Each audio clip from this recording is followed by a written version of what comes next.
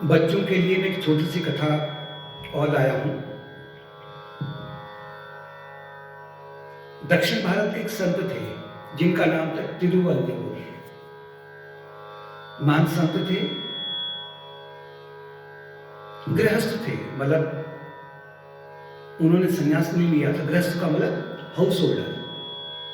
जैसे आप अपने पेरेंट्स को देखते हैं ना, तो घर में काम करते हैं, ऑफिस में जाते हैं या कुछ और करते हैं, तो इनको कहते हैं जो गृहस्थ का मतलब जो अपने अपने परिवार के साथ रहता है। तो वो क्योंकि पहले गरीबी भी ज्यादा थी और वो भी गरीबी थे, लेकिन वो महान संत थे। संत का तात्पर्य है कि बहुत बड़े भक्त थे भगवान के। वो क्या करते थे कि उनकी पत्नी जब भोजन बनाती थी तो वो अपने किचन में, जहाँ रसोई घर है, वहाँ नहीं भोजन करते थे। वो कहते थे, वो अपने कमरे में बंद रहते थे। कहते थे कि जब आप मेरे लिए भोजन लाती हो तो साथ में एक पानी का कटोरा हो गया और एक सुई रख देना, मतलब करीब छोटी सी 3 इंच के बाद बराबर सुई हो, छोटी भी हो तो वो भी चलेगी यहाँ पर कथा में। और वो जब भोजन अंदर रख के आती तो वो भीतर से दरवाजा बंद कर देते कि तो उनकी पत्नी को कभी पता नहीं चला कि ये क्या करते हैं इस सुई के साथ में। अब साउथ का भोजन क्या है, चावल के दाल, चावल तो होता है ना, दक्षिण भारत में चावल ज्यादा होता है। तो जब अंत में जब वृद्ध हो गए तो उनका समय आ गया, अर्थात शरीर, अब वो शरीर छोड़ने के लिए उनका समय आ गया था।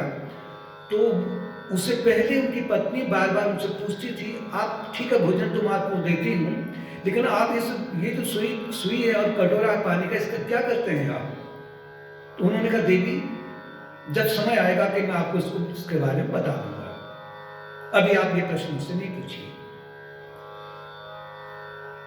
जब अंतिम समय उनका आया, अंतिम दिन था, तो उन्होंने कहा कि आज मैं तुम्हें वो प्रश्न का उत्तर बताता हूं कि मैं अपने पास में पानी का कटोरा और पानी से भरा कटोरा और सुई क्यों रखता हूं।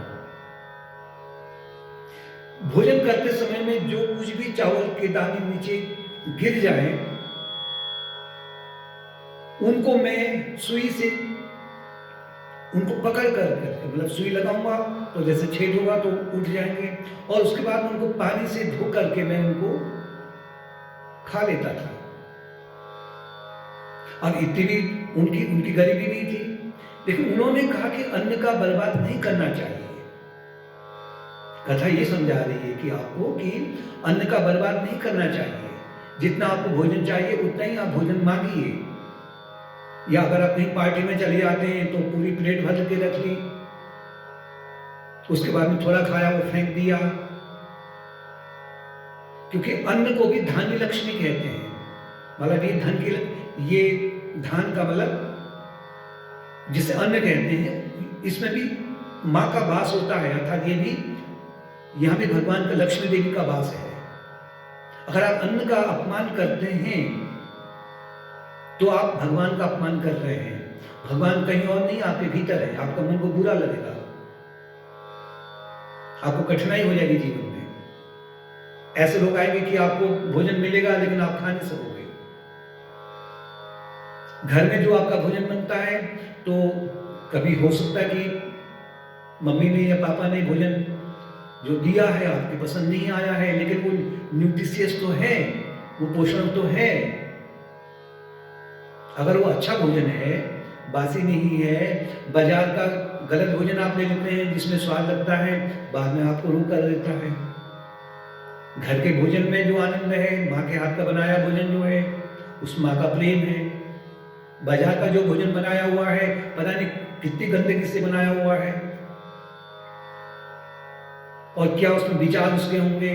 क्योंकि जो भोजन बनाता है ना, भोजन बनाते समय तो जो वो सोचता है वो उस भोजन में आ जाता है, जिसे रेडिएशंस कहते हैं, जिसे तरंगे कहते हैं। आप मोबाइल सुनते हो, वो आवाज कहां से आती पता है आपको? वो तरंगे हैं, तरंगों के माध्यम से आपके मोबाइल में आवाज आती है। इसी तरीके से भोजन बनाने वाले के ऊपर भी ज्यादा निर्भर रहता है कि भोजन उसने किस भाव से बनाया है।